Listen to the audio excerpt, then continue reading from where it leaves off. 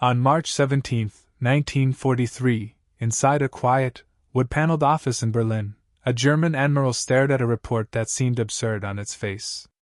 It was only a single sheet of paper, a dry summary of raw intelligence. Yet what it contained was more destructive than a 1,000-pound bomb. The report did not describe a new wonder weapon or a secret army. It described a factory, an American factory, thousands of miles away, that was projected to soon produce a 4-engine heavy bomber every 60 minutes.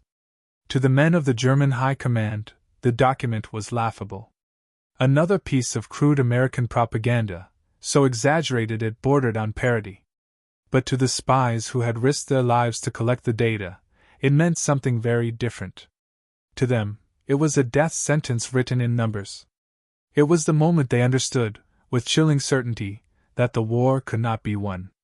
This is the story of a devastating truth that Adolf Hitler refused to believe, and how the denial of a single, terrifying fact helped seal the fate of the Third Reich. At the center of the Nazi war machine stood Admiral Wilhelm Canaris, an anomaly among Hitler's inner circle. As head of the Abwehr, Germany's military intelligence service, Canaris was a man devoted to cold, unforgiving facts. Unlike the ideological fanatics who surrounded the Führer, he was an old-school professional, a career naval officer, a patriot from another era, who viewed the world not through ideology, but through strategic reality. His loyalty was to Germany itself, and his duty was to deliver the truth, no matter how unpleasant. Under his command, the Abwehr had grown into a vast global network of agents and analysts, the eyes and ears of the German military. In the early years of the war, it played a crucial role in Germany's blitzkrieg victories, supplying the intelligence that allowed the Wehrmacht to outmaneuver its enemies. But by early 1943, the atmosphere in Berlin had darkened. The war was no longer a series of triumphal marches. The catastrophe at Stalingrad had sent shockwaves through the regime. On the Eastern Front, the Soviet war machine was pushing back with relentless force. In North Africa, British and American troops were crushing Rommel's once feared Afrika Korps. The tide was turning. And yet, at the very top, a dangerous illusion remained. Isolated in his Wolf's Lair headquarters, Hitler was drifting further from reality, shielded by loyalists who filtered out bad news and reinforced his fantasies. He believed victory was a matter of willpower. The German soldier was superior. German science was unbeatable. Destiny itself favored Germany. Into this echo chamber of self-deception, Admiral Canaris was about to introduce a brutally unwelcome truth. Canaris understood the grim arithmetic of modern war. He knew it was no longer just a contest of armies, but a collision of economies, a merciless equation of steel, oil, labor, and aluminum. And from the center of his worldwide intelligence network, he was beginning to see numbers that terrified him. Numbers suggesting that Germany was not merely losing the production war, it was about to be overwhelmed by an industrial force beyond anything it had imagined. The intelligence did not arrive all at once. It crept in slowly, through fragments that were easy to dismiss in isolation. A businessman returning from the United States spoke of a factory so enormous it generated its own weather.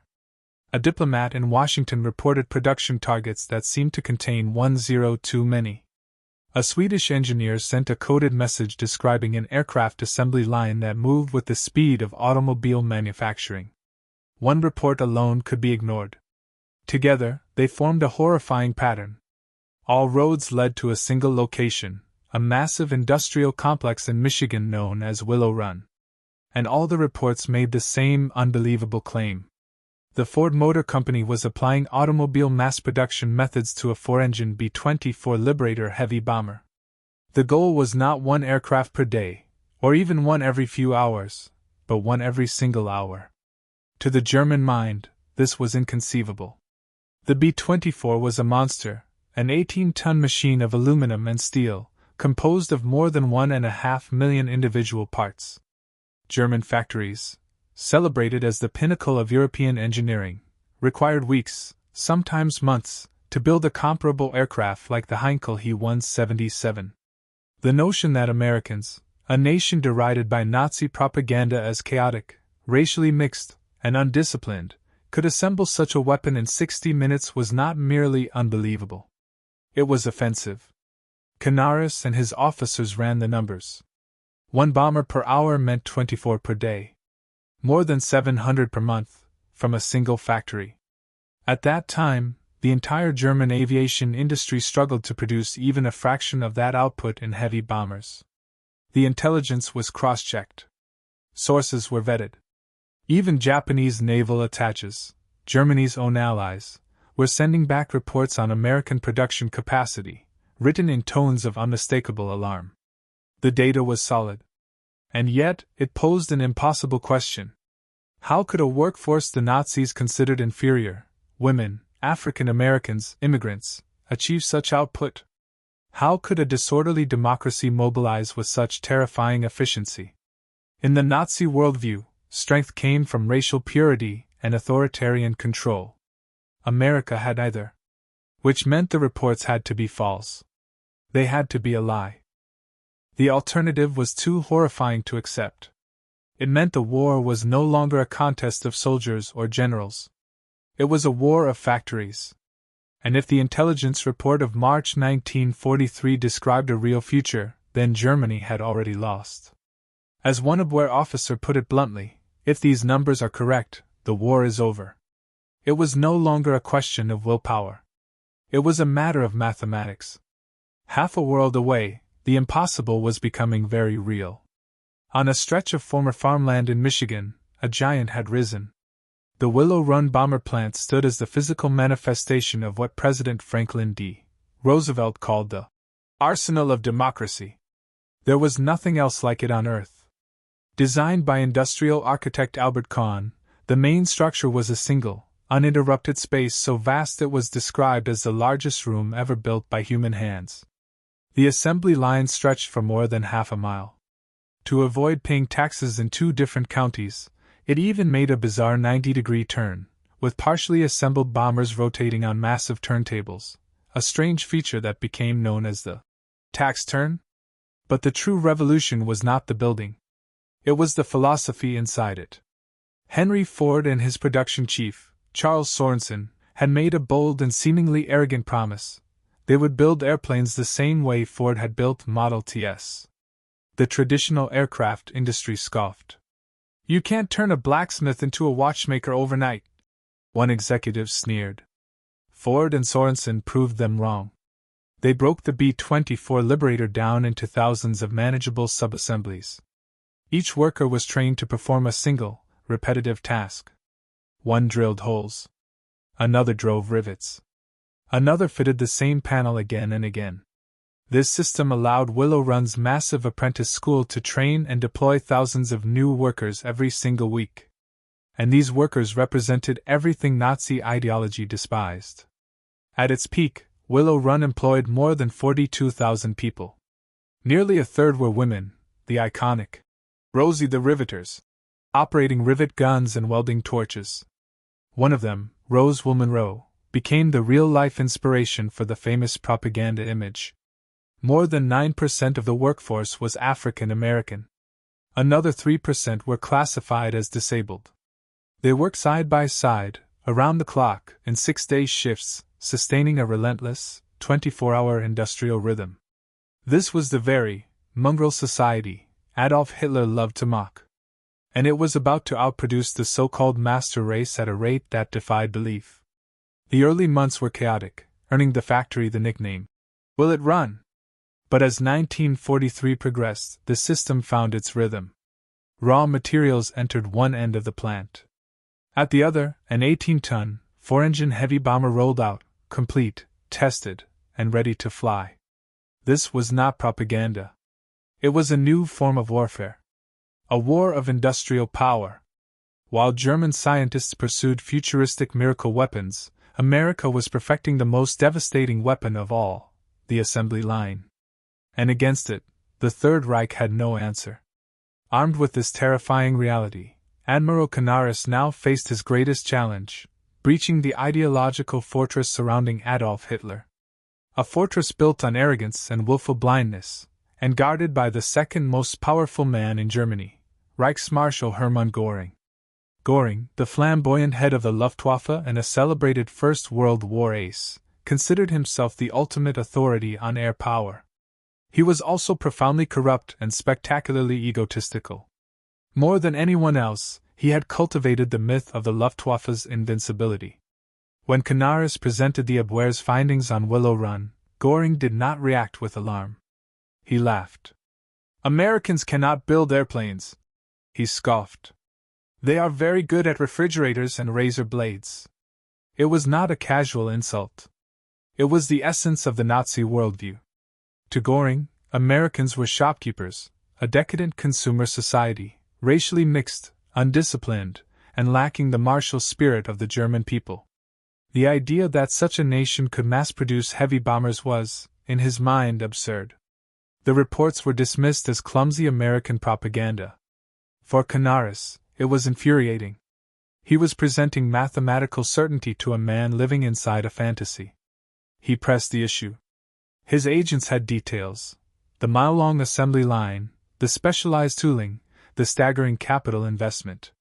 Göring refused to listen. He and his inner circle had their own article of faith. To challenge it was not merely to question intelligence, it was heresy.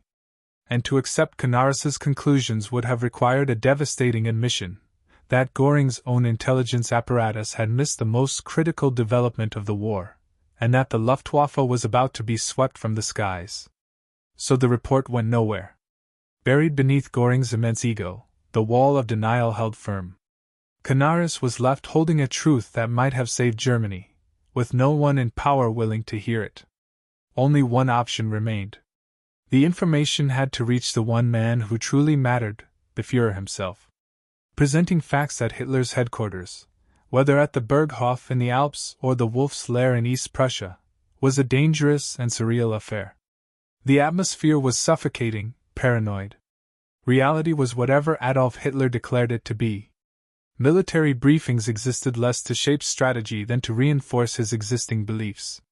Into this theater of delusion, the facts from Willow Run were a ticking bomb. Hitler's view of the United States was a strange blend of contempt for its culture and grudging respect for its size. And soon those two beliefs were about to collide. He saw the United States as a mongrel nation, crippled by racial impurity and secretly controlled by Jewish financiers.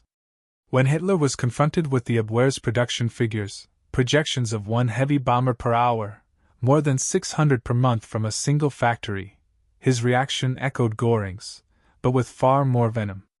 This was not merely a strategic challenge. It was a personal affront to his ideology. The numbers, Hitler insisted, were fantasy. Lies. Jewish propaganda. To accept them would have meant accepting that the foundations of National Socialist belief were wrong.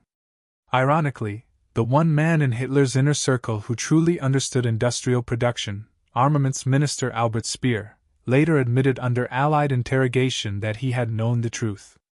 If the Willow Run figures were even half accurate, Germany was finished.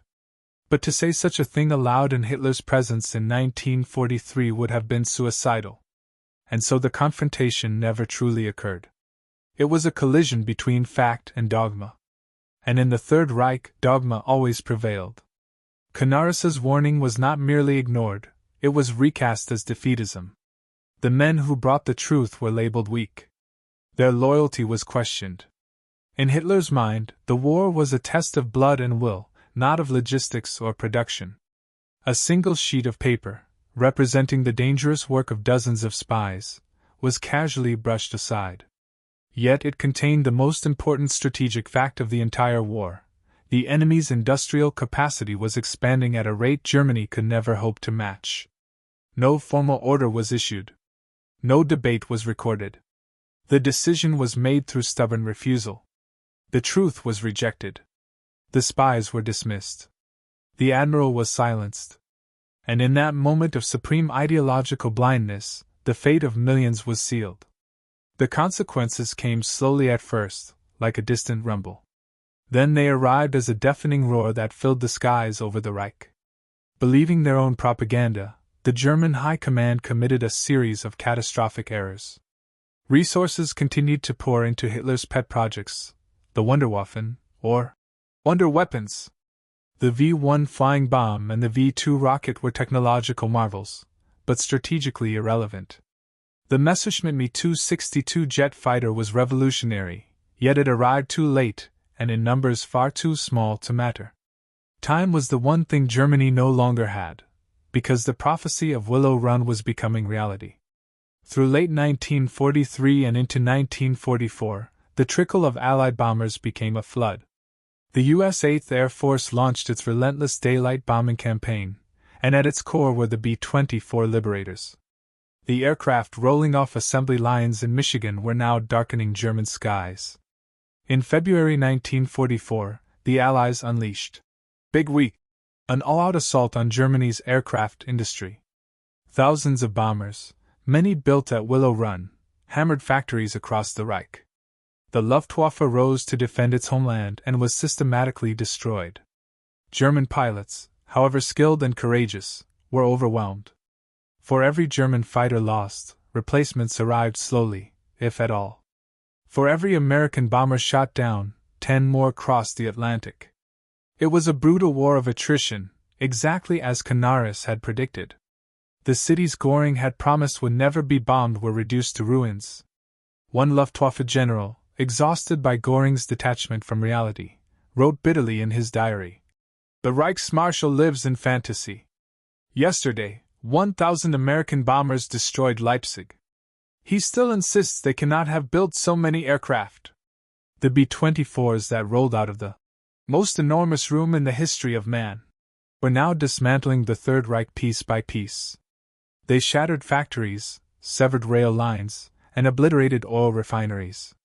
Starved of fuel, the German war machine ground to a halt. The once unstoppable Wehrmacht was being crushed by the output of a single factory its leaders had mocked. And what became of the man who had tried to sound the alarm? For Admiral Wilhelm Canaris, the cost of telling the truth was fatal. As the war turned against Germany, his realism marked him as suspect. In Hitler's paranoid court, clarity sounded like treason. His enemies in the SS viewed the Abwehr as a nest of unreliable, old-world aristocrats lacking true Nazi zeal. They watched him closely, waiting for an excuse. His accurate reports on American industry were no longer merely ignored, they were cited as evidence that Canaris himself was spreading enemy propaganda. He was trapped. To do his job was to appear disloyal. But Canaris's opposition went far beyond intelligence reports. Horrified by SS atrocities, he quietly used the Abwehr to protect members of the German resistance, including theologian Dietrich Bonhoeffer. He secretly worked to prevent Spain from joining the Axis, a strategic act of sabotage that deeply angered Hitler. The final reckoning came after the failed assassination attempt of July 20, 1944. As the Gestapo unraveled the network of conspirators, many threads led back to the Abwehr. Canaris was arrested. His private diaries were seized, exposing the full depth of his opposition to the regime.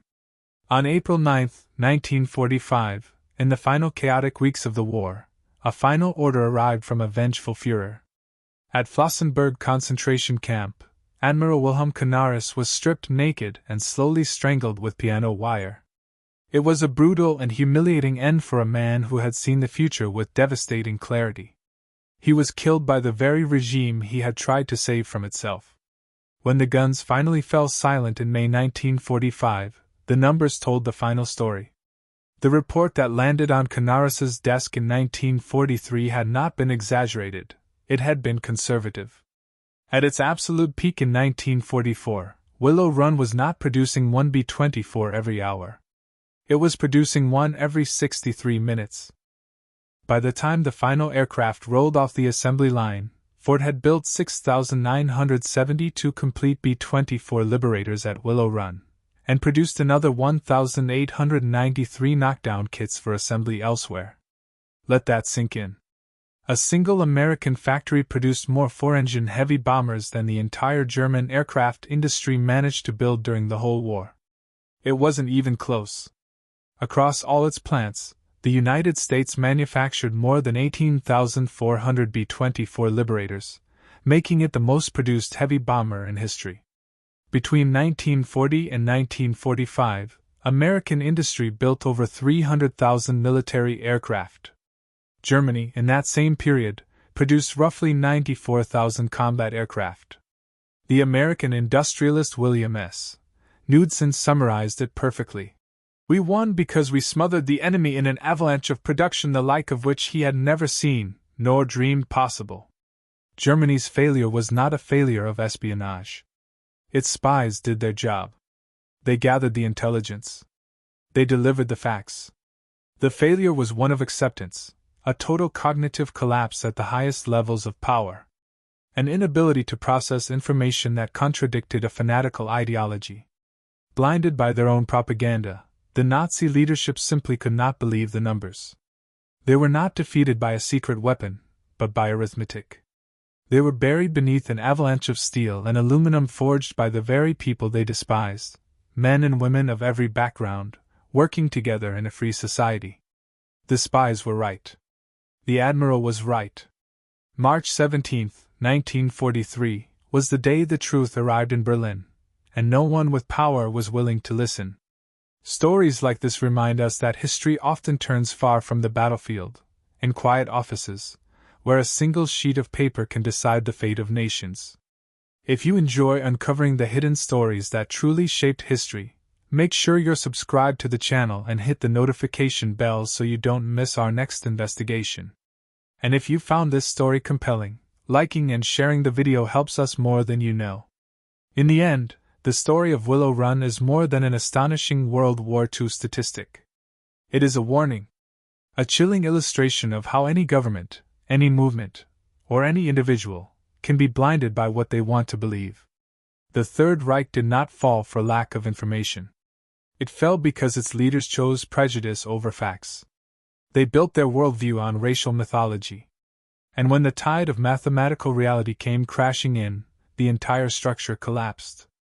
The clash between the Abwehr's grim reports and the arrogant dismissals of Hitler and Göring was a battle for the soul of Germany's war effort.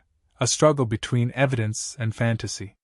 Fantasy won, and in doing so, doomed everything. Willow Run, meanwhile, stands as a monument to the very forces Nazism sought to destroy, the power of a diverse, free society to mobilize, adapt, and innovate on a scale totalitarianism could never match.